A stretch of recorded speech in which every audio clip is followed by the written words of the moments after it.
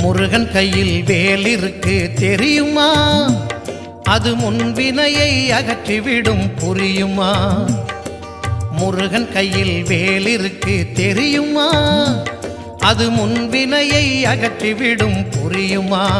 வேலை வணங்கி வந்தால் கிடைக்கும் பலன் கொஞ்சமா? தாளை பணிந்து விட்டால் விதியும் நம்மை மிஞ்சுமா? வேலை வணங்கி வந்தால் கிடைக்கும் பலன் கொஞ்சமா? தாளை பணிந்து விட்டால் விதியும் நம்மை மிஞ்சுமா? அந்த முருகன் கையில் வேல் இருக்கு தெரியுமா? அது முன்வினையை அகற்றிவிடும் புரியுமா?